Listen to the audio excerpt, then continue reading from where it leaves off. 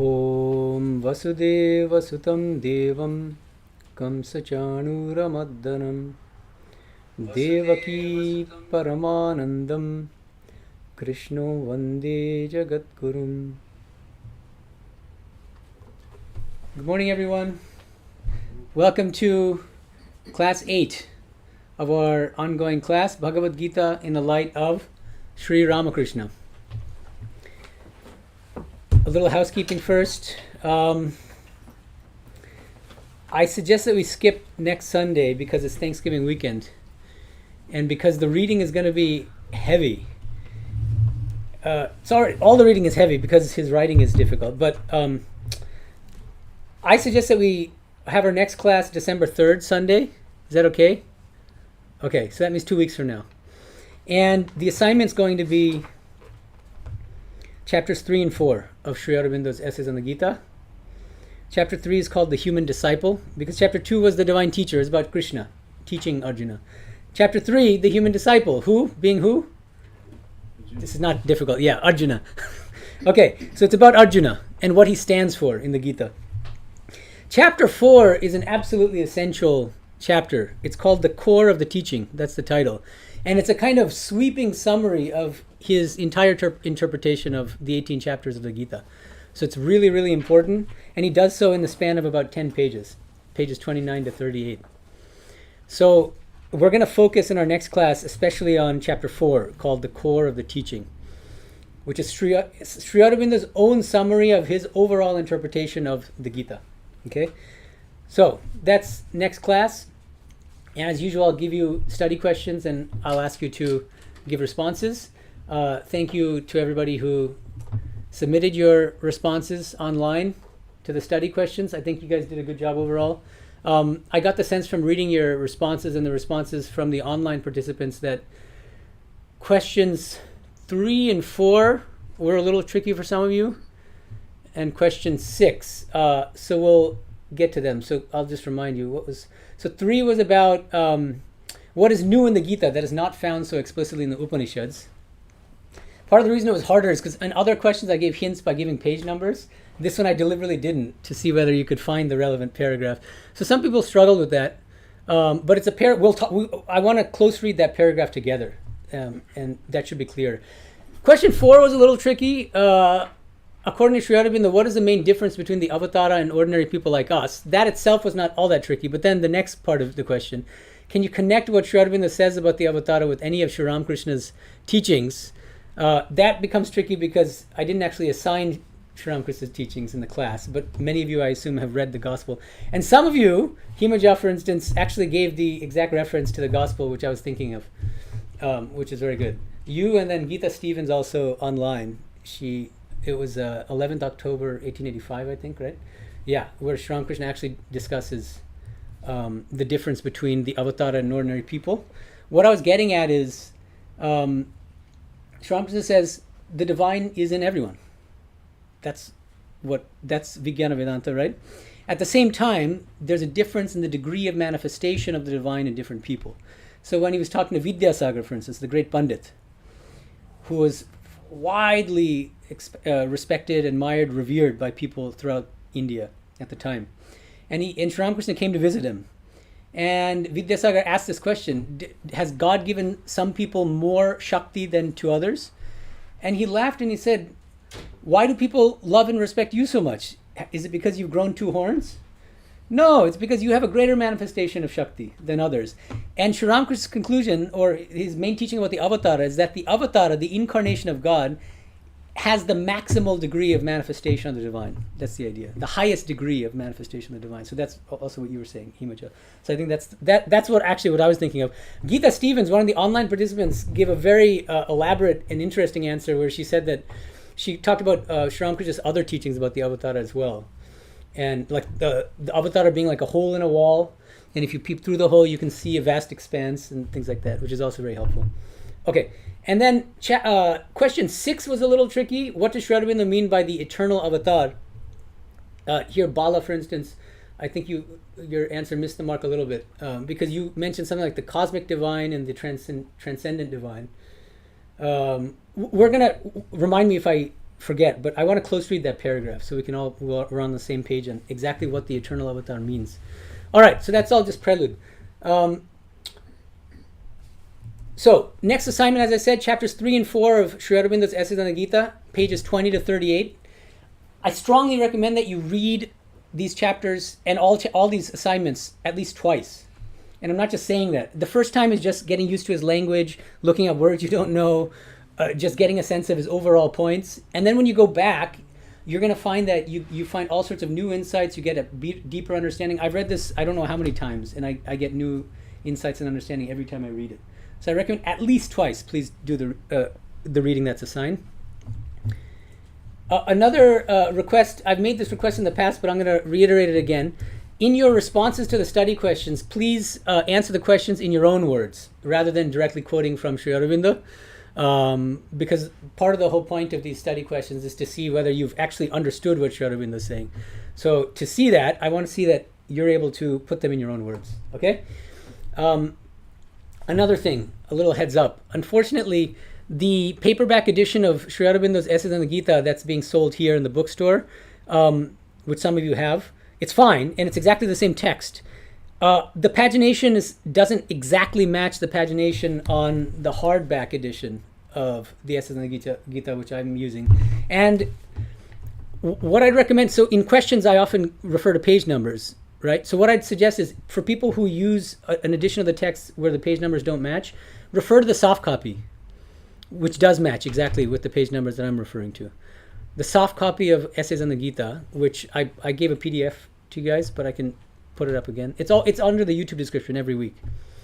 Okay, so the page numbers that I refer to in the study questions refer to the soft copy of Essays on the Gita or the hardback edition.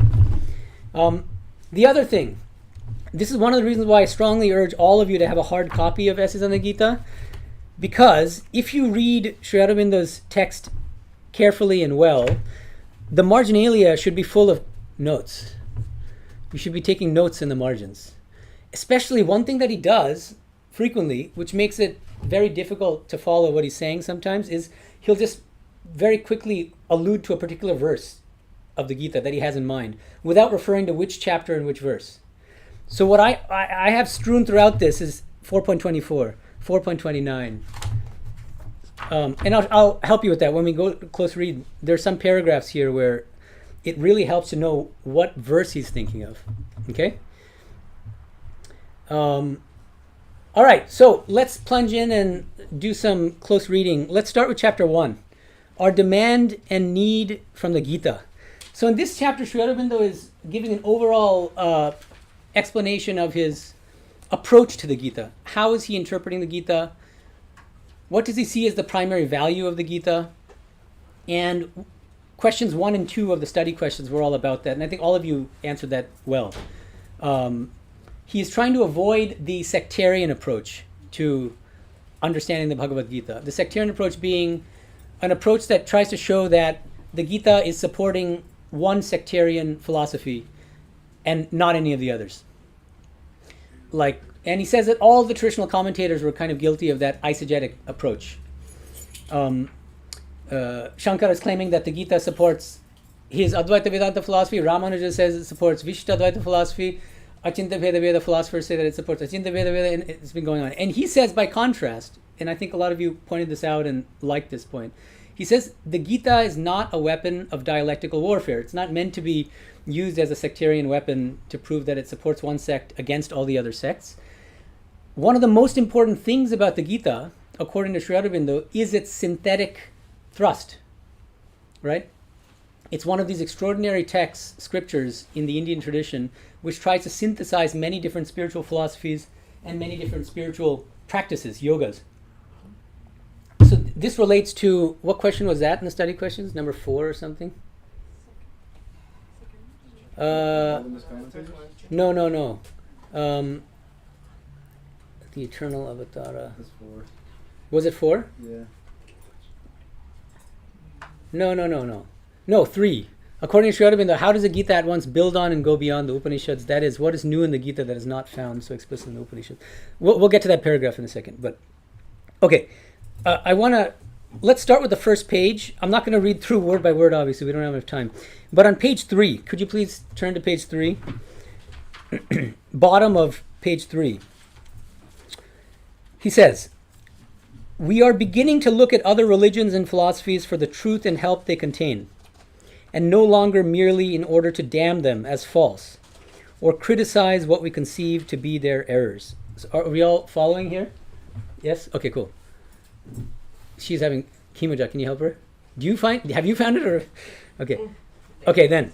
But we are still apt to declare that our truth gives us the supreme knowledge, which other religions or philosophies have missed, or only imperfectly grasped, so that they deal either with subsidiary and inferior aspects of the truth of things, or can merely prepare less evolved minds for the heights to which we have arrived.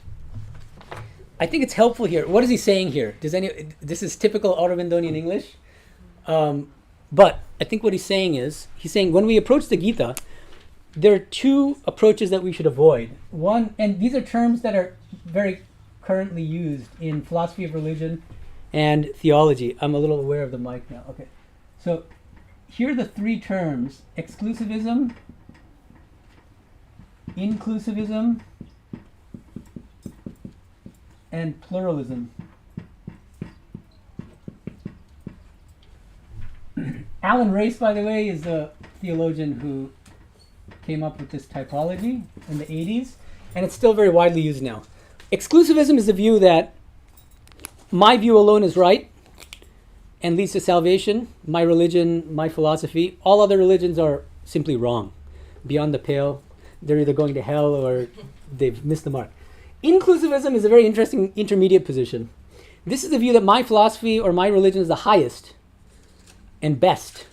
Other religions and philosophies are not completely wrong, but they're kind of stepping stones toward the greatness of my particular view.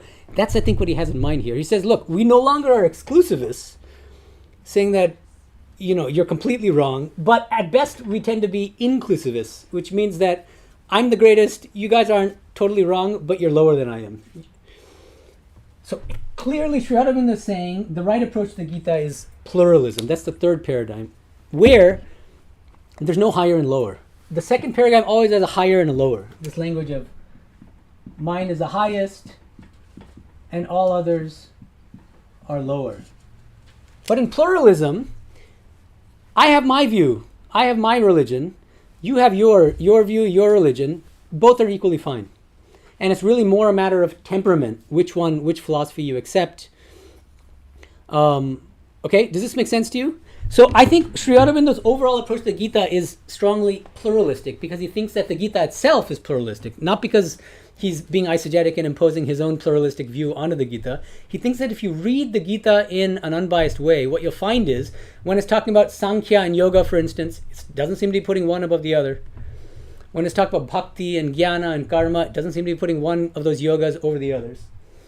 Right? Okay, so I think that's something I wanted to flag. Another thing that you find in chapter 1 is that again and again he's emphasizing that the whole purpose of this is not academic disputation. It's not just a merely dry academic intellectual understanding of what's happening or what's being said in the Gita. The primary purpose of this study, of this project, is for our spiritual practice. How do we evolve spiritually? How do we ultimately become aware of the divine within us? That's the idea. So the emphasis on sadhana. Now, one irony, of course, is, and this is something that one of the online participants mentioned, Alicia, when I asked, do you have any questions? It was not so much of a question as a comment. And she said, why is he writing in such a difficult way? And it feels very like the Gita shouldn't be this complicated and this and that. So I think that there's a whole range of responses, possible responses to the text. And some people feel very strongly that why didn't he write in a simpler way? Vivekananda wrote in a simple way. Why didn't Sri Aurobindo? It's beautiful. Yeah, some people really like it. I'm one of those. But if you look at what he's saying, and once you get used to his style, first of all, it does get easier. But again, he's not actually trying to obfuscate. I mean, he's not being deliberately wordy. I mean, this is just his style. And the other thing is he says that he was divinely inspired, not just when he wrote this, but when he wrote other texts as well. And so he's not even operating at an intellectual level. He's really speaking from a spiritual plane. But I know it's an acquired taste, and I don't know how to help you acquire it if you can't. Yeah. All right. Okay. Let's tackle. Can you turn to page 6? There's a long paragraph here. I think it's one of the toughest, and that's why I think the whole thing should be close read, because he's constantly referring to specific verses in the Gita, and he's kind of giving a heads up to readers about how he's going to interpret these verses, but in a very, very brief and succinct way, which is tough for some people to grasp. Like Chinmay asked a question about sacrifice. She's smiling. Yeah. So I'll address those questions here. And the reason why you had trouble understanding is because he's referring to specific verses. Okay? All right. And I assume most people will not have followed all the different nuances here. So let's look at it. Top of page 6. In the Gita, there's very little that is merely local or temporal. And its spirit is so large, profound, and universal that even this little can easily be universalized without the sense of the teaching suffering any diminution or violation. Rather, by giving an ampler scope to it than belonged to the country and epoch, the teaching gains in depth, truth, and power. Often, indeed, the Gita itself suggests the wider scope that can in this way be given to an idea in itself local or limited. This is the kind of topic sentence in the paragraph. This is his overall point, which is that there's some places in the Gita where the Gita seems to be talking about concepts in a way that's very culturally or temporally specific, like referring to Vedic sacrifice. He's about to talk about that. But he says that the Gita almost always gives those more kind of culturally specific elements or ideas a universal or spiritual twist or turn. And he gives the first example. This is the one that Chinmay was asking about. So let me keep reading. He says, thus, it meaning Gita. Sometimes one of the tricky things about Aurobindonian grammar is figuring out what the it refers to. Okay, but here it clearly refers to the Gita. See the Gita in the previous sentence? So thus, it dwells. Thus the Gita dwells on the ancient Indian system and idea of sacrifice. What's the Sanskrit word? Anyone know? Yajna. Okay? As an interchange between gods and men. A system and idea which have long been practically obsolete in India itself and are no longer real to the general human mind. But we find here a sense so entirely subtle, figurative, and symbolic given to the word sacrifice, and the conception of the gods is so little local or mythological, so entirely cosmic and philosophical, that we can easily accept both as expressive of a practical fact of psychology and general law of nature, and so apply them to the modern conceptions of interchange between life and life, and of ethical sacrifice and self-giving, as to widen and deepen these and cast over them a more spiritual aspect and the light of a profounder and more far-reaching truth. This is about a 15-line sentence. Anyway, welcome to Aurobindo's world. Now, what is he referring to? Please note this in the marginalia. For those of you who have hard copies, even if you're using a device, some devices allow you to take notes using your Apple Pencil or whatever. 3.10 through 16. That's what he's referring to. As I said, this is part of the difficulty of Aurobindo's text, is that he himself doesn't specify the verses he's thinking of. Chapter 3, verses 10 through 16 are all about yajna. And in chapter 3, yajna here seems to have a kind of culturally specific not just culturally, but Krishna seems to be thinking primarily about Vedic sacrifices. The karma kanda of the Vedas, which means you do X, Y, and Z sacrifices in exactly this way, following our exact instructions. What will happen? You'll be happy in this life, and you'll be happy after you leave the body. You'll go to a temporary heaven called Swarga, hang out there for a while, then you come back, and you do sacrifices again. And then, so it's this kind of cycle like that. And what Aurobindo says is, and this comes up when he actually discusses those specific verses, 3.10 through 16. He says, but even those verses have a deeper spiritual and universal meaning. What's the clue? Chapter 4 of the Gita talks about yajna again, sacrifice again, except that it's used in a much vaster and more spiritual sense. And more symbolically, because then Krishna in chapter 4 talks about many different kinds of sacrifice, including self-control. Self-discipline is a form of sacrifice. And study is a form of sacrifice, study of scriptures, for instance. And it gives all these different examples of sacrifice, which are much more spiritual. And so what Sri Aurobindo says is, the best way to understand yajna, sacrifice, in chapter 3, is to keep in mind how the Gita understands yajna, sacrifice, in the next chapter, which is far more spiritual and symbolic and universal. Okay? So that's what he's thinking of. And in 3.10 through 16, Chinmay and others who are confused about what he means by the interchange between gods and men, it's because those verses specifically refer to Vedic sacrifices. And when you sacrifice, what you're doing is pleasing and worshipping devatas, these deities. And when they're pleased, they reciprocate, and then they make you happy. They give you happiness. And so it's this kind of, by doing sacrifices, you're participating in this economy, this Vedic economy, or interchange between you and the gods. That's the basic idea. Parasparam bhavantaha, that's the idea, is that I quid pro quo kind of karmic Vedic sacrifices. I do this for you guys, the devatas, and then you devatas will reward me with happiness here. So it's going on like that. All right. Now, let's go on. Equally. Are you there with me? Equally. No. It's in the middle of page 6. Okay.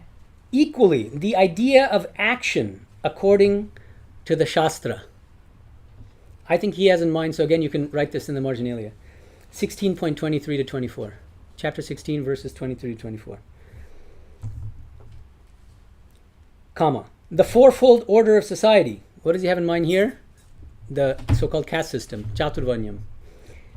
Chapter 18, 40 through 44. 18.40 to 44. So write these down. I strongly urge you to do this. Then you can look back later. The allusion to the relative... 44? Huh? 40 to 44? Correct. 18.40 to 44. The fourfold order of society. The allusion to the relative position of the four orders, and that's also in the same 40 to 44. Or the comparative spiritual disabilities of Shudras and women. And this might strike you as what is he talking about here? 9.32. There's a verse in the Gita, 9.32. Striyo vaishastata shudras tepi yanti parangatim. Even women and Shudras attain the highest goal by worshipping me, by surrendering to me, which suggests somehow that they're not in as optimal position as, I don't know, Brahmin men or something to attain liberation. So he's going to talk about that when we get to the verse, but the overall idea is during the time of the Gita, whenever it was, women were, as they still are now. Why is there not a female president yet in the US, and things like that. And so they face certain difficulties and hardships in society that made it more difficult for them to, and same thing goes with the Shudras, which are the lowest caste, to make spiritual progress. Okay, so all these things, all these different ideas in the Gita seem at first sight local and temporal. And if they are too much pressed in their literal sense, narrow so much at least of the teaching, deprive it of its universality and spiritual depth, and limit its validity for mankind at large. So if we take these things too literally, we narrow the spiritual message of the Gita. So then he says, but if we look behind to the spirit and sense and not at the local name and temporal institution, we see that here too the sense is deep and true, and the spirit philosophical, spiritual, and universal. And then now, another thing that's tricky about Aurobindo, he'll sometimes refer back to earlier sentences, and it's sometimes, unless you know what sentence he's referring to, it gets tricky. So he immediately says, by Shastra. So what's he referring to? He's now very briefly explaining the idea of action according to the Shastra mentioned above. Are you following? Mm-hmm. Which is 16.23 to 24. So, by Shastra, we perceive that the Gita means the law imposed on itself by humanity as a substitute for the purely egoistic action of the natural unregenerate man, and a control on his tendency to seek in the satisfaction of his desire the standard and aim of his life. So he's saying, if you take Shastra to mean just the Vedic scriptures, then it becomes, again, very narrow and rigid. And then the Christian's going to throw the Bible against the Hindu is going to say, we have our Vedas, and the Muslims say, we have our Quran. Each one is stating that our scripture contains the whole truth and all that. That is not Sri Aurobindo's approach. And in fact, in the Gita, Shastra often has a much broader universal and spiritual connotation. And it means just spiritual self-discipline in general. Or at least that's how Sri Aurobindo is going to be understanding it. Okay? And then he goes on to explain the fourfold order of society, the caste system, 18.40 to 44. We see too that the fourfold order of society is merely the concrete form of a spiritual truth which is itself independent of the form. It rests on the conception of right works as a rightly ordered expression of the nature of the individual being through whom the work is done, that nature assigning him his line and scope in life according to his inborn quality and his self-expressive function. Here again, in one sentence, he's summarizing a really kind of nuanced interpretation of the caste system in the Bhagavad Gita. Chaturvarnyam maya srishtam gunakarma vibhagashaha, Krishna says. I've created the caste system, the four varnas, in accordance with guna and karma. Guna is what Sri Aurobindo is referring to as inborn qualities. The qualities we're born with because of what we did in previous lives. And his self-expressive function, what's his behavior like? How does he express those qualities in life? Sometimes we have innate qualities which we don't manifest, either because we're lazy or because society doesn't give us the opportunities to manifest those qualities. There are different reasons why we might not. But self-expressive function is more, to what extent do we manifest those qualities? How do we behave in this world? That's karma. So Krishna says, I created this caste system, these four castes, not in terms of heredity. There's no question of heredity in the Gita. No, Krishna never says that Brahmins are born into Brahmin families and Kshatriyas are born into Kshatriya. My father was a Kshatriya, therefore I'm a Kshatriya. Nothing like that. My caste system, my caste, my varna is determined by my particular inborn qualities, my gunas, and how I live, how I behave in this world, how I interact with others. That's karma, yeah. So was that preaching really followed, or early on it became hereditary, like, okay, Brahmin's son is Brahmin? Yeah, so Swami Vivekananda, for instance, thinks that was the original caste system, as suggested by scriptures like this, but that it quickly degenerated into a hereditary caste system, and that's what led to the social problems that we're seeing now. Okay, and then let's just conclude the paragraph. Since this is a spirit in which the Gita advances its most local and particular instances, so you see, one can easily interpret the caste system. The moment Gita talks about varna, caste, they're going to say, oh, it's hereditary caste system, the Gita is evil and it's supporting Hindu supremacy and all that. He's saying, no, that's just a completely different, that's the wrong interpretation. Why? Because the Gita itself defines varna, caste, in terms of guna and karma. Again, it's much more universal, much more commonsensical. So, since this is the spirit in which the Gita advances its most local and particular instances, we are justified in pursuing always the same principle and looking always for the deeper general truth, which is sure to underlie whatever seems at first sight merely local and of the time. For we shall find always that the deeper truth and principle is implied in the grain of the thought, even when it is not expressly stated in its language. Okay, so I hope this helps to explain this paragraph. It really helps, as I said, to note the verse numbers, chapter and verse numbers next in the marginalia. The next sentence is my favorite. The nor shall we deal? Okay, well we can... Okay, so we can read it. Nor shall we deal in any other spirit with the element of philosophical dogma or religious creed, which either enters into the Gita or hangs about it, owing to its use of the philosophical terms and religious symbols current at the time. And he goes on to specifically mention Sankhya and Yoga, these terms which are constantly used in the Gita. What do they mean exactly? He says, look, we may never know exactly what the composer of the Gita meant by these terms, but they clearly have some connection to Sankhya in the Gita, has some connection to the ancient philosophical school of Sankhya, and yet it's not exactly the same thing as that ancient school. Yoga may have some connection to Patanjali, but it seems to be used much more broadly. And in general, the term yoga, when it's paired with Sankhya in the Gita, refers to karma yoga. And a synonym for Sankhya in the Gita is, anyone know? Jnana yoga, exactly. So Sankhya typically means Jnana yoga in the Gita, and yoga, when it's paired with Sankhya, I say, note this, not always, because yoga is used in a million different ways in the Gita, but when Sankhya and yoga are used together as a pair, yoga tends to mean karma yoga. Okay, that's the overall thing that you should keep in mind. Okay, then there's another really dense paragraph which I really think merits close reading. Pages 8 to 9. So let's look at that now. Because again, he's thinking of many different philosophical schools, and many of us don't have much background in those schools. Okay, so let's look at the first full paragraph, the thought of the Gita.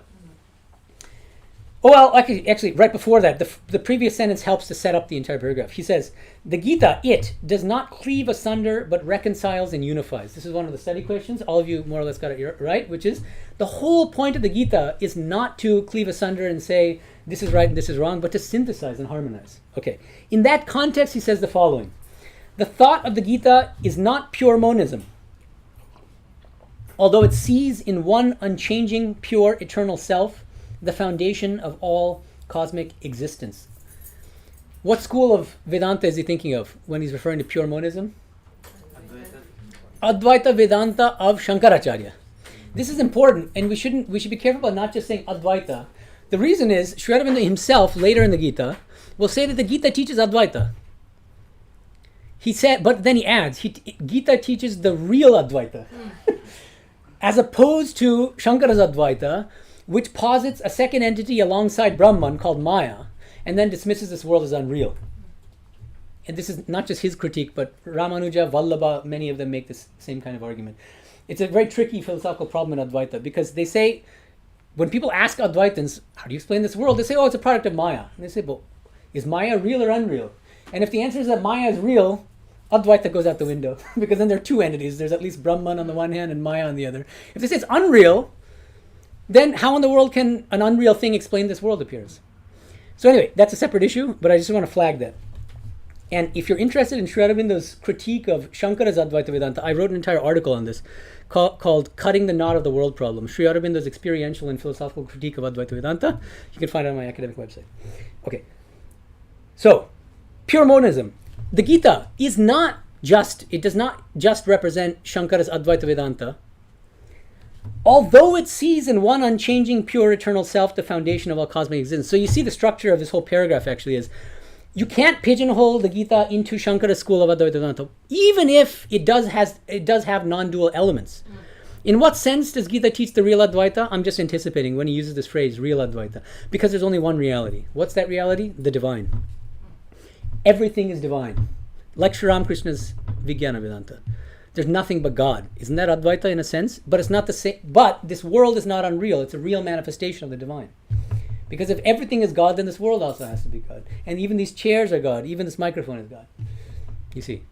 So in that sense, Advaita, but it's not that, nonetheless, that Gita cannot be pigeonholed into Shankara's Brahma Satyam Jagat Mithya kind of philosophy.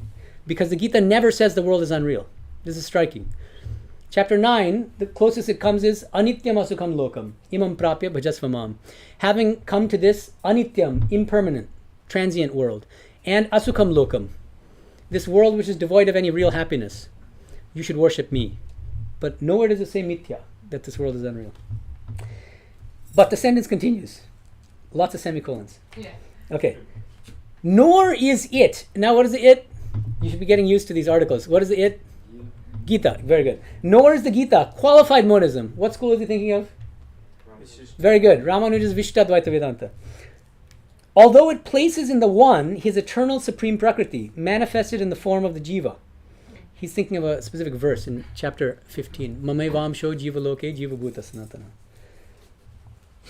And lays most stress on dwelling in God rather than dissolution as the supreme state of spiritual consciousness. This is so subtle because he's thinking of specific doctrines in Ramanuja's school.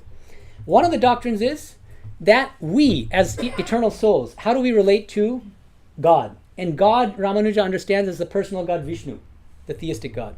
Okay? How do we relate to him? As part to whole. Amsha Amshi. Or as a spark of the divine fire. That's why he's saying God itself, Vishnu himself, manifests as the different jivas.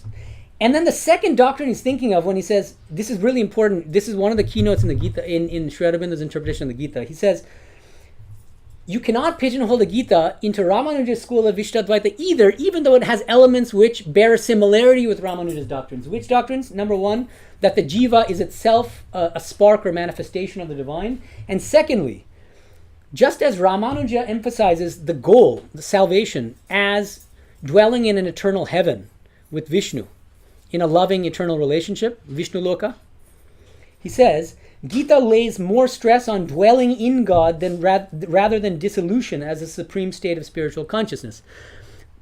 In Vedanta, in traditional Vedanta, there are two fundamentally different paradigms for thinking of the final goal of liberation.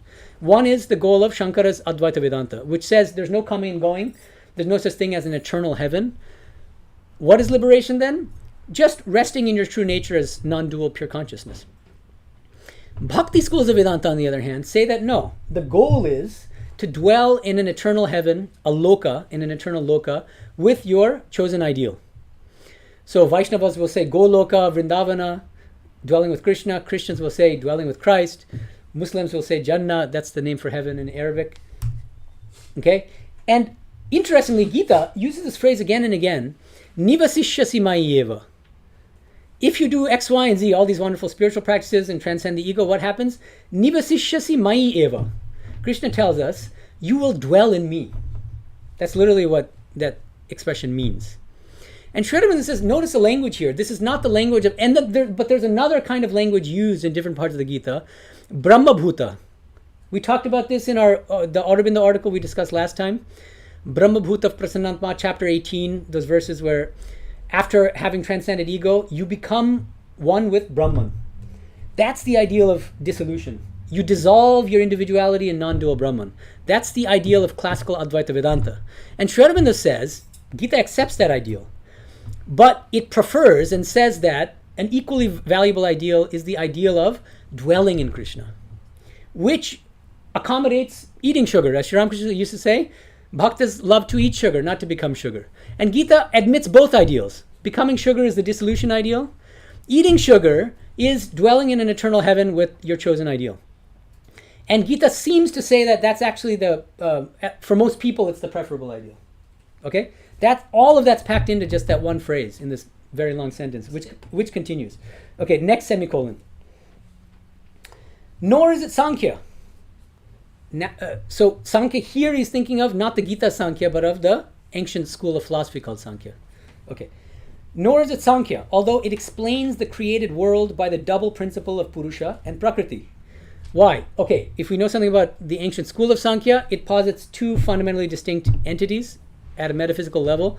There are multiple Purushas. Each of you has a Purusha, an eternal soul, separate from the psychophysical complex. And on the other and that alone is conscious, sentient. Our eternal souls are conscious. Everything else is unconscious. Prakriti. So there's Purusha on the one hand, conscious souls, and Prakriti on the other. And what falls under Prakriti? Literally everything. The microphones, our bodies, even our minds are insentient. That falls inside of Prakriti, not of Purusha. The soul is an even deeper thing beyond both body and mind. And Aurobindo says Gita accepts this Sankhyan distinction between Purusha and Prakriti, except that, and here again, you can't pigeonhole Gita into the Sankhya, the ancient school of Sankhya either. Why? For different reasons, but one of the reasons is because ultimately Gita doesn't rest with this metaphysical dualism of Sankhya. It says that there's nothing but God. So ultimately there's nothing but the divine, which manifests on the one hand as the different Purushas, as the different eternal souls, as each of us. And on the other hand, as all the even apparently insentient things in this world. God is also the chair. Vasudeva sarvamiti samahatma sudurlabha, chapter 7 Gita, where Krishna says the wise soul is the person who sees Vasudeva in everything, literally in and as everything. Okay? All right. Another semicolon, next semicolon.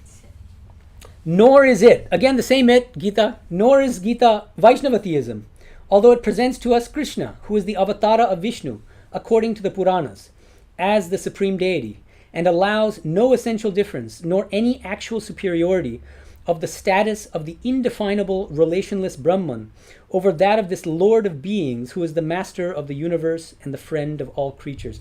There's a lot packed in here. Okay, so the Gita also cannot be pigeonholed into the school of Vaishnava theism, Gaudiya Vaishnavism, Vaishnava Vedanta, Achinta Bheda Veda Vedanta, whatever. There are different terms to refer to Chaitanya's school of Vaishnavism. He says it would be a mistake, even though this text is all about Krishna and all that, it would be a mistake to pigeonhole this text as supporting only the sectarian Vaishnava philosophy. On the one hand, okay, so of course Krishna plays a central role. He is a divine teacher. He is an avatara, no doubt. At the same time, the Gita does not support the sectarian elements and the sectarian tendencies of the Vaishnava school. And it never says that Krishna as the incarnation is greater than other incarnations. And it doesn't say that Krishna as the incarnation is superior to other forms of God in any way. So that's where it deviates from the sectarian Vaishnava philosophy. And there are many other sectarian elements in Gaudiya Vaishnavism, like they have this elaborate hierarchy of heavens. So what does salvation look like? The highest salvation is Goloka, dwelling with Krishna, what they call the eternal Vrindavana or Goloka. And they say that there are lesser ideals, lesser forms of salvation to people who worship deities other than Krishna. Like there's a separate heaven for those who worship Shiva, and it's lower. And then those who worship Divine Mother, even lower, I think. So it's like this elaborate hierarchy.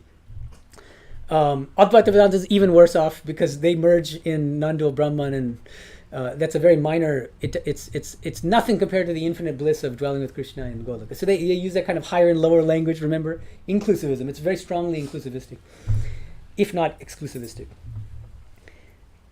All right. Then he says, like the earlier spiritual synthesis. Oh, sorry, but this is really important. The end of the same long sentence. The Gita allows no essential difference nor any actual superiority of the status of the indefinable relationless Brahman over that of this Lord of beings who is the master of the universe and the friend of all creatures. Gaudiya Vaishnavism claims that Krishna is superior to Nirguna Brahman. It says it, they say it very clearly, and they say that Nirguna Brahman, this what Sri Aurobindo is referring to as the indefinable relationless Brahman, the impersonal, non-dual pure conscious, is just a minor aspect of Krishna, the tanubha or pratibha of Krishna. That's the Sanskrit term. Okay, so there's a clear hierarchy. Again, it's very inclusivistic. They don't deny the reality of Nirguna Brahman like Ramanuja does or Madhva does.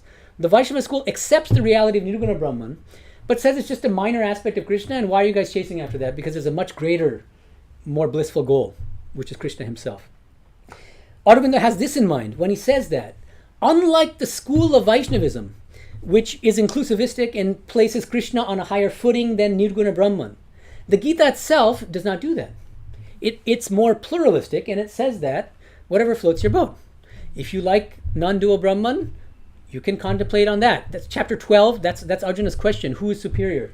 The yogi who contemplates the absolute, or the one who meditates on you, O Krishna, and so on and so forth. Okay, and so the Gita talks very frequently about the personal God, not just as avatara, but as Saguna Brahman. It's not necessarily in human form. And often talks about non-dual Brahman. And yet you don't see a hierarchical arrangement of Nirguna Brahman in relation to Saguna Brahman. Okay? That's all packed into that one phrase. Then he says, like the earlier spiritual synthesis of the Upanishads. So he's already anticipating the next paragraph, which some of you had difficulty with. So we're going to read the next paragraph as well. He's talking about synthesis now. Like the earlier spiritual synthesis of the Upanishads, this later synthesis, because the Gita comes after the Upanishads, at once spiritual and intellectual, avoids naturally every such rigid determination as would injure its universal comprehensiveness. That's clear, I hope. Its aim, the Gita's aim, is precisely the opposite to that of the polemist commentators who found the scripture established as one of the three highest Vedantic authorities and attempted to turn it into a weapon of offense and defense against other schools and systems. The Gita is not a weapon for dialectical warfare. It is a gate opening on the whole world of spiritual truth and experience, and the view it gives us embraces all the provinces of that supreme region. It maps out, but it does not cut up or build walls or hedges to confine our vision. That's my favorite sentence. Yeah, it's a beautiful sentence. That's such a Yeah, good sentence. I really think he's a wonderful writer. But okay, so he's already anticipating the next sentence. This next paragraph is about some of the great spiritual and philosophical syntheses in the history of Indian spiritual thought. That's the overall idea behind this paragraph. Some people had trouble answering that study question about this. That's why I'm emphasizing this. He begins with the synthesis found in the ancient Vedas themselves. Of course, the Upanishads are part of the Vedas, but he's not thinking about the Upanishads when he's talking about the Vedas here. That's important to keep in mind. So let's read. He says, there have been other syntheses in the long history of Indian thought. And now he's going back, way back before the Gita. We start with the Vedic synthesis of the psychological being of man in its highest flights and widest rangings of divine knowledge, power, joy, life, and glory with, see the preposition with here? That's the synthesis of X with Y. So that's how you have to read the sentence. So the X is the psychological being of man all the way up to the with. And then after the with is the Y here. synthesizing X with Y, with the cosmic existence of the gods, pursued behind the symbols of the material universe into those superior planes, which are hidden from the physical sense and the material mentality. In this one sentence is packed about a 700-page book which he wrote called The Secret of the Veda. He gives us extraordinarily sophisticated spiritual and mystical interpretation of the ancient Vedic hymns. It's extraordinary because we tend to read the ancient Vedic hymns as just the karma kanda. Many Vedantins say, oh, it just teaches these sacrifices and you sacrifice a horse and then you're happy in this world. And he gives a systematically spiritual interpretation, a kind of mystical interpretation to what does the horse mean, Ashvamedha. And what does this mean? It's a kind of spiritual symbology, and it's very, very elaborate. If you're interested, you can look at his book, The Secret of the Veda. We're not going to talk about that here. Okay, so he sees the ancient Vedas as synthesizing the psychological being of man with the gods, the cosmic, the macrocosmic with the microcosmic, something like that. The next synthesis, or then he says, the crown of this synthesis was in the experience of the Vedic, he's now still explaining the ancient Vedas.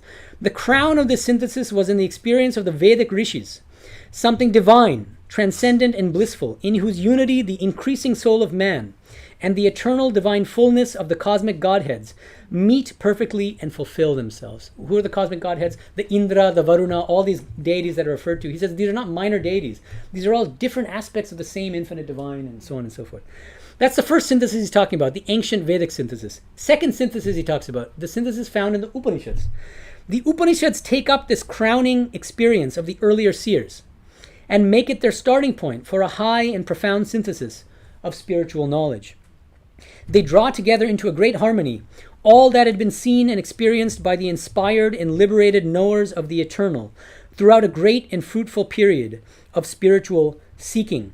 So the Upanishads offer a different kind of synthesis, a profound spiritual synthesis of what? Spiritual knowledge. Knowledge of, now what he has in mind, a great harmony of all that had been seen and experienced by the...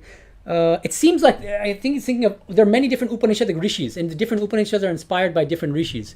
And their visions, their mystical realizations are not necessarily all the same, but the Upanishads have this synthetic impulse in trying to show that all of these different rishis, in spite of what seem to be superficial differences, they can all be explained as knowledge of Brahman, for instance. And there are certain spiritual practices, especially meditation. You'll find that Upanishads talks about meditating on Om, meditating on the Atman in your heart. Okay?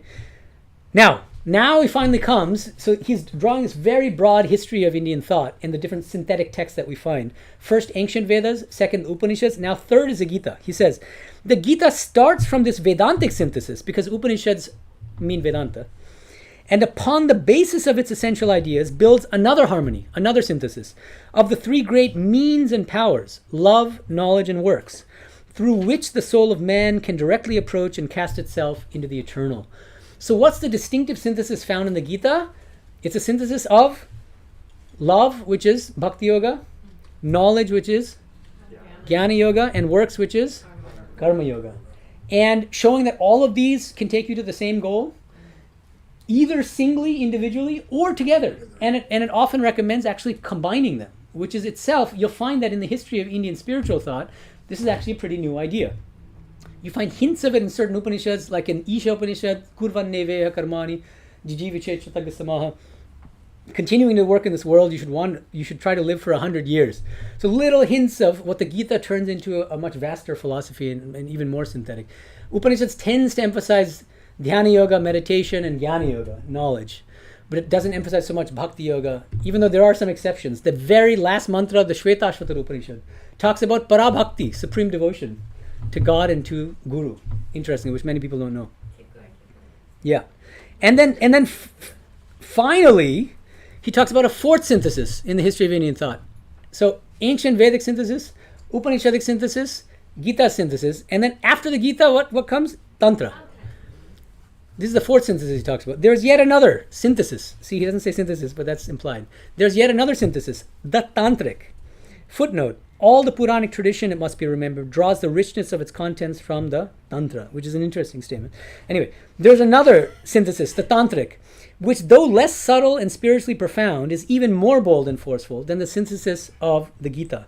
for it seizes even upon the obstacles to the spiritual life and compels them to become the means for a richer spiritual conquest, and enables us to embrace the whole of life in our divine scope as the Leela of the divine. And in some directions it is more immediately rich and fruitful, for it brings forward into the foreground, along with divine knowledge, divine works, and an enriched devotion of divine love, so Jnana Yoga, Karma Yoga, and Bhakti Yoga, the secrets also of the Hatha and Raja Yogas. Tantra really places a strong emphasis on Hatha and Raja Yoga as well, which you don't find in Vedanta.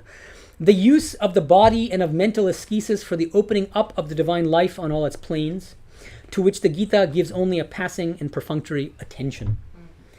Moreover, it grasps at that idea of the divine perfectibility of man possessed by the Vedic rishis, but thrown into the background by the intermediate ages, which is destined to fill so large a place in any future synthesis of human thought, experience, and aspiration. So we're not going to talk about Tantra in detail here, but if you're interested, this is also a very rich statement.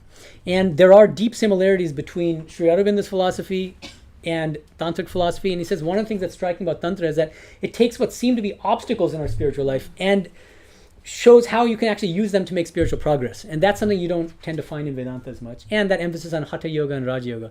Bodily postures, pranayama, those are Hatha Yoga. And then Raja Yoga or Kundalini Yoga, all these things. Swami Vivekananda, by the way, in the class that I just started teaching, Raja Yoga, the book Raja Yoga, when he teaches Raja Yoga, he sees it as a combination of Vedanta and Sankhya and Yoga.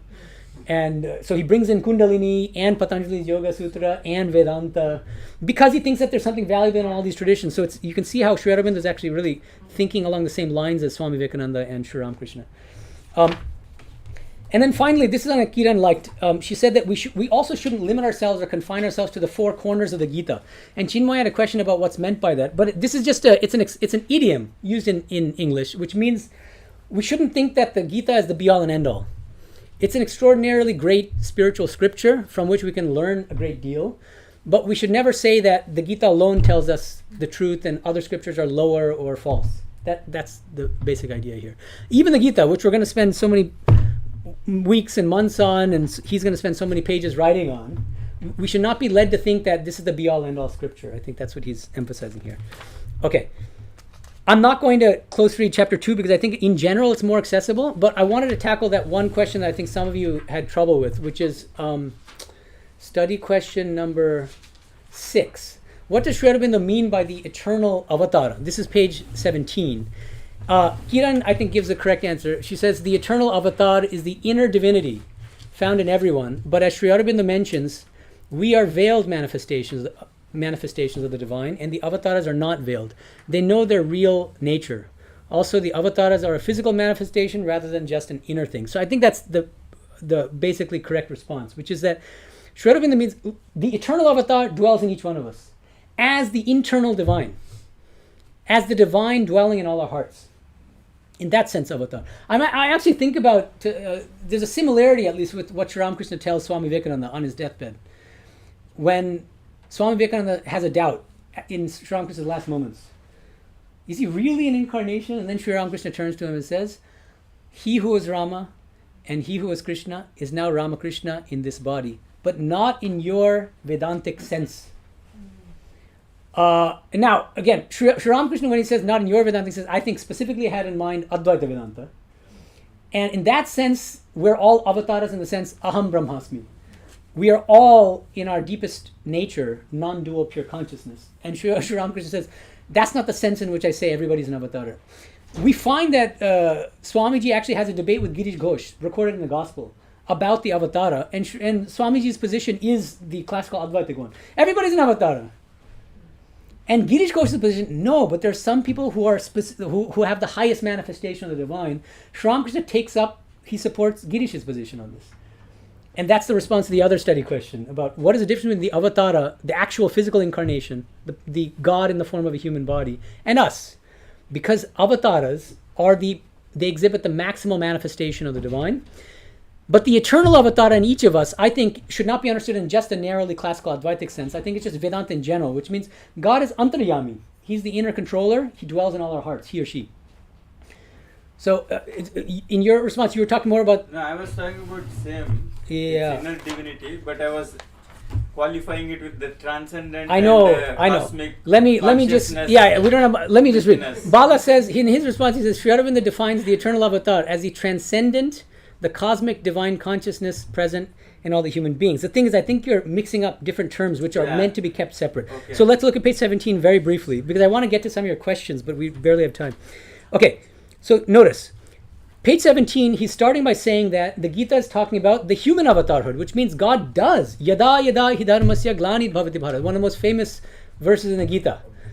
Anytime that dharma declines, God actually manifests in human form. As Rama, as Krishna, as Ramakrishna, and so on and so forth.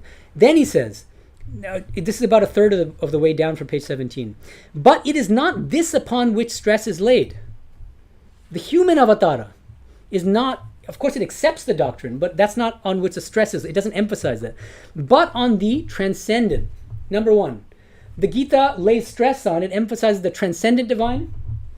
Then, 2, the cosmic and the internal divine. 2 is the cosmic divine and 3 the internal divine. See how he's conceptually... Three different things. That's the thing that you missed. So the thing is, what are these 3 different things? What is the transcendent divine? What do you think that is? Sorry? Like the impersonal. Very good, exactly. The impersonal, non-dual pure consciousness, which is completely distinct from this universe. I thought he was saying those 3 as the qualities of that eternal consciousness. I didn't see it as though they're 3 different. No, but it is upon they us. are. It's not that they're different gods. They're all just different aspects of how, That's what I was saying. The divine has, but the eternal avatara is not referring to either the transcendent or the cosmic. It's actually specifically referring to the internal divine. That's what I'm saying. It's only number 3. Okay? So, let me just explain. So, transcendent is non-dual pure consciousness. The cosmic divine is what? What do you think cosmic divine is? The personal. Like the manifestation Shakti. Yeah, it's Shakti. Manifesting is everything in this world. In other places, Sri Aurobindo will call this cosmic consciousness. Seeing the divine in everything in everyone. The Vijnani sees that Brahman has become the 24 cosmic principles. That's cosmic divine. He says, why should I only see God with my eyes closed? Why can't I see God with my eyes open? Cosmic divine. I see you as God. I see the chair as God. I see the cat as God. Sri Ramakrishna. And then third, the internal divine. So the internal divine is what he calls the eternal avatara.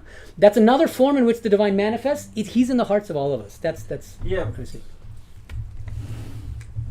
Now my question is, when we even in personal God approach, we think of the cosmic divine as sitting in our heart. So that's where I can understand the transcendent and cosmic being 2 different, but I don't understand the internal divine being the third. Because if you're following personal God, you're thinking of that cosmic God in your heart, which is what I was thinking he's referring to. No, cosmic is God manifests in this world. Remember, that's cosmic means cosmos. It comes from cosmos, which means world. That's something to keep in mind. Internal means in your own heart. That's the difference. Cosmic means ruling in cosmos. Transcendent is non-dual pure consciousness, Brahman. In and then through. Okay, got it. Beyond this universe, as this universe, in our hearts. Yeah. Transcendent, cosmic, inner, or internal. Got it? I want to address some of your questions at least because we don't have any time now. It's 10:28. All right. In terms of questions, Chinmoy had a few which I hope I've already addressed. Like she asked about Mayavada. Oh, I did read about the Mayavada, but I didn't actually explain what Mayavada. I think I skipped that phrase. Oh, hold on. You did skip. I skipped it. This very, very long, paragraph-long sentence. Sorry. Let's go back to page 8, and I'll briefly just talk about it. Nor Mayavada, although it speaks of the Maya of the 3 modes of Prakriti, omnipresent in the created world. Mayavada is it's a pejorative term used by non-Advaitic Vedantins. As a dismissive term to refer to Shankara's school of Advaita Vedanta. They are believers in the doctrine of Maya, which is a wrong doctrine. Madhva calls them Mayavada and other schools. And it means Brahma Satyam Jagat Mithya. Pure consciousness alone is real, everything else is unreal. So it's the idea of that this world is an illusion. That's what Mayavada means in this context. And he's saying the Gita is not Mayavada in that sense. It doesn't think that Maya is an illusion and that this world is a product of an illusory Maya or an illusory product of Maya. Even though the word Maya is used throughout the Gita, except in a different sense from Shankara's sense. In Shankara, Maya is the principle of illusion, that which is responsible for explaining this world illusion. he said, but in the Gita you're going to find Daivi Hesha Gunamayi Mama Maya Duratya Mameviya Prapadyante Maya Metantarante. The Gita are composed of the three qualities, Sattva, Rajas, and Tamas. But Krishna never says that they're illusory, or that Maya is a principle of illusion. They're really kind of principles of manifestation. It's the way that the divine manifests in this world. What should this remind us of in Sri Ramakrishna's teachings? Maya. Where does Sri Ramakrishna use the word Maya in his teachings? Come on, guys. Avidya Maya and Vidya Maya. Oh, I knew that. Come on! And I even talked about it in my lecture the other day. Yeah. All right. Because he says God has become both Avidya Maya and Vidya Maya. The Maya of ignorance and the Maya of knowledge. And he says that Maya of ignorance are those qualities that bring us away from God, the divine. Like lust and greed and anger and all those things. Vidya Maya, Bhakti, Vairagya, Viveka, all these wonderful spiritual qualities, compassion. She's the great delusion and the great liberation. That's right. And so God is both, manifests as both. Avidya Maya and Vidya Maya. And Sri Aurobindo, this is part of the whole point of why we're doing this, is Sri Aurobindo interprets the Gita in the light of Sri Ramakrishna and Swami Vivekananda. And this is another way, another subtle point on which they agree, which is Maya is not a principle of illusion. It's a principle of divine manifestation. And that's how he interprets Maya in the Bhagavad Gita. Yes? Maya is ignorance, though, right? No. Not ignorance, but it does have a connotation of that people get deluded by the three gunas. Why? Because they don't see God. They only see the external qualities. But if you can see the God manifest as those gunas, then you're not an ajnani, you become a vijnani. Okay? Other questions? Alice had a question about the avatar. Have what we already talked about actually covered that, or are you still confused? You want to put it briefly, just because I can't read the whole paragraph? Oh, yeah. So, Okay, yeah, sort of, because it's when he mentioned the eternal avatar before, in on page 14. Okay. And he talks about Narayana. Yeah. Narayana. It's a tongue twister, yeah. Yeah, and then, so in that way, because he describes it as two different souls, like, it seems that he's saying that the eternal avatar is the divine soul always present in our humanity, the secret guide, the friend or helper. It seems that it's like a separate entity in that sense. Well, hold on, but does he use the word avatara in this context on page 14? He says eternal divine, eternal companion of the divine. Right. But he doesn't say avatara, right? No, not here. Yeah, so I think I wouldn't actually connect. I don't think he's talking about the eternal avatara on page 14. Okay. I think he talks about eternal avatara on page 17, right? The one that we discussed. Yeah. So keep that separate, I would suggest. Okay. Yeah. Alicia is the one who's angry with how obscure his writing was. I should read it, but just because it might resonate with some people. I'm not really sure why it has to be so complicated. The teaching itself is fairly simple. I was hoping that this book was going to shed light on the complicated reading of the Gita. LOL. It's really kind of funny. I mean, do only academically brilliant people find enlightenment? All we're trying to do is alleviate suffering for ourselves and others while we navigate this human existence. And then she softens the blow by adding a wink smiley face. So she's a nice person. So anyway, but I think Sri Aurobindo is on the same page. All we're trying to do is alleviate suffering, because he says again and again, I'm not doing this study as an academical exercise. This is meant for spiritual progress. So I don't actually think that he's saying anything different from what Alicia is, but at the same time, some people may just find it off-puttingly obscure, difficult, just at the level of writing style. Some sentences are very difficult. Yeah. Can we go back to so what is Maya? You said Maya isn't ignorance? No, it's not ignorance. Look, it's complicated. So the thing is, we have to postpone this until we actually get to the term Maya used in specific verses. I don't want to say facile things, overgeneralizations. In general, Maya think about it as a principle of divine manifestation. That's what I want to leave you with. Okay. So obscure. Okay. Shriman asks me, he's an online person from Berlin. He says, could you please clarify the difference between Sankhya and Yoga of the Gita versus their originals? This is often confusing, as many commentators rely on traditional Sankhya or Patanjali's yoga philosophy while explaining the Gita. Of course, this will be done chapter by chapter, but if you could give an overview of the differences. Fortunately, I don't have to give you an overview, because Sri Aurobindo himself gives a very brief explanation of the difference, and I'll just quote to you that. Didn't we just read that? Well, we skipped that part of so page 7.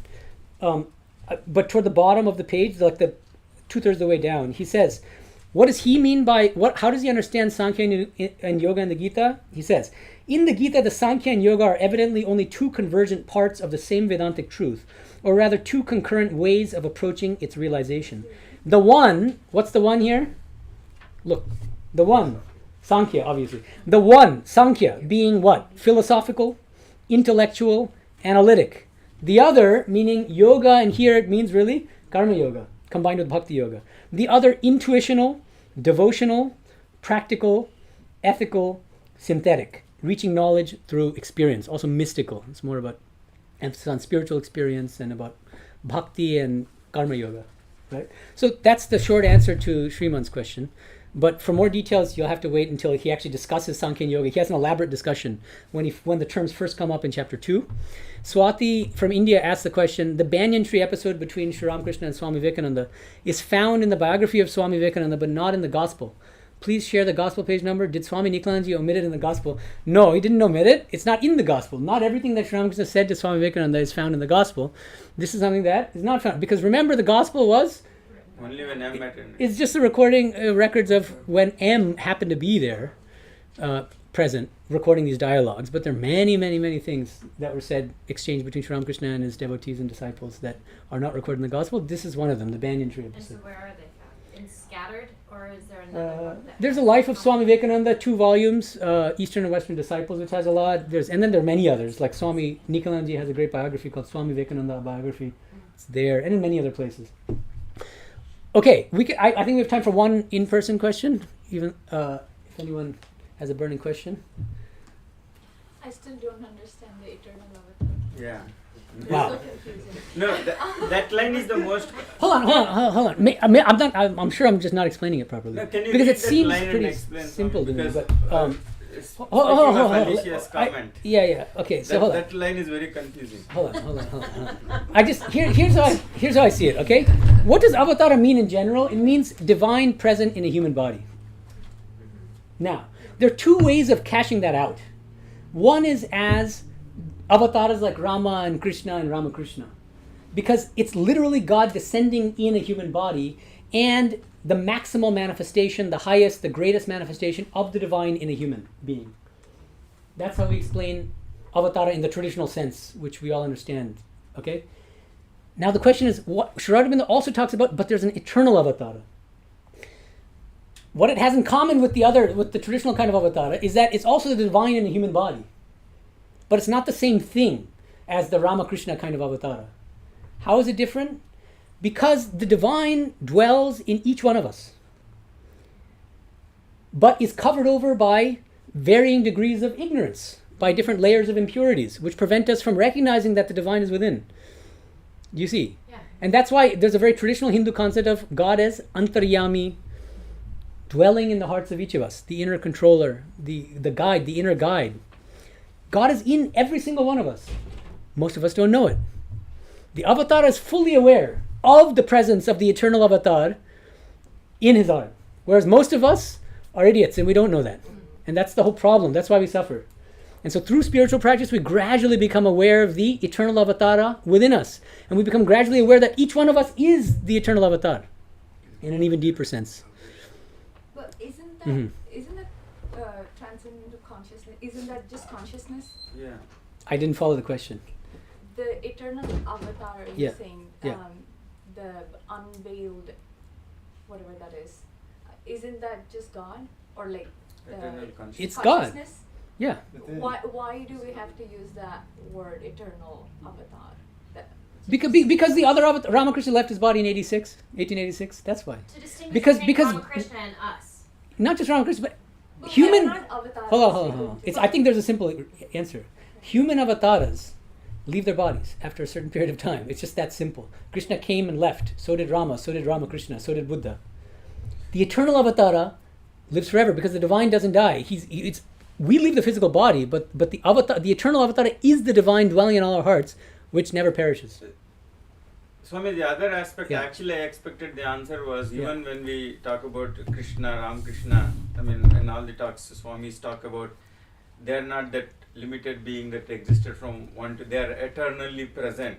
So I was also looking for actually he might be talking about there is a eternal aspect of these avatars. Of course they are. I mean, he's not saying that when Ramakrishna leaves his body, then he's useless to us. No, that's crazy. Right. That would be a misinterpretation. So that is why it's confusing. I see. When you say Okay. Eternal divine, but it doesn't connect to that eternal I see. avatar. Right. Like, Okay. what is the connection? Yeah, but I hope that's clear now. At least this is my take, and I could be wrong, or you can have your own take. But I take it as this is the avatara in our hearts which never dies.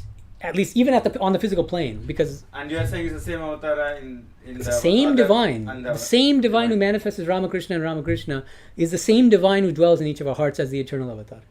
That's how I see it. But avatara is not just a consciousness, right? It's when the that takes the form, right? Yeah.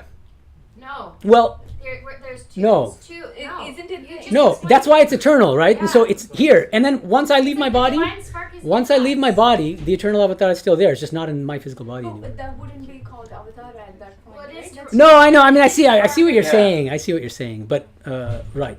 And what is the definition of divine that you were talking? That's where I'm getting confused because you said there is a eternal divine in us and divine in the avatara. But what divine? What is the definition of divine there?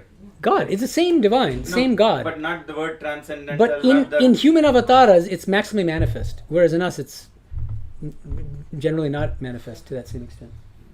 I Right? think also the context helps. Of when he started describing it, he was talking about how in Indian philosophy there is the idea that God is, that everybody is God, that God is in everybody, and he was contrasting that to the idea. No, I get that, but Right. Swami said it's not same as transcendental consciousness. which is Transcendent, the- yeah, non-dual pure Brahman, non-dual- which is yeah. separate from this world, Yeah. and us even. And then yeah, you are in that saying sense. it is also not the personal God Saguna Brahman, which is what. No, the second is cosmic, which is, it's about the personal God, Shakti, manifesting as Saguna everything in Brahman. this world. Saguna But God Brahman. as this world, the world as God. Right, but includes us and everything. Saguna Certainly. Brahman. Is it Saguna Brahman?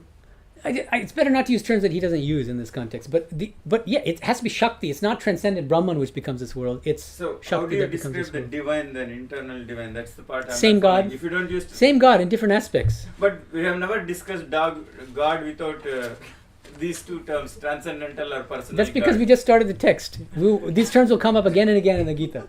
And he'll use the terms transcendent, not transcendental, that's different. Transcendent, I mean, Transcendent. yeah, transcendent. Transcendent, cosmic, immanent, internal. Yeah, exactly. These are terms that We are going to be always used talk throughout the God as Gita. a transcendent or Yeah. immanent. Maybe How I do can say, let's hold off and wait until we read more of the Gita, and I think Okay. that this should become clear. I bet this idea of eternal avatar will come up again. All right? Well, my apologies for not being able to explain that more clearly. Om Shanti Shanti Shanti Harihi Om Tat Sat Sri Ramakrishna Arpanamastu.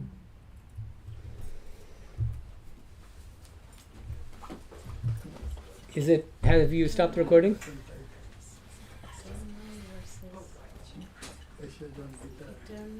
Off. One last announcement. Anyone who's interested, we're doing a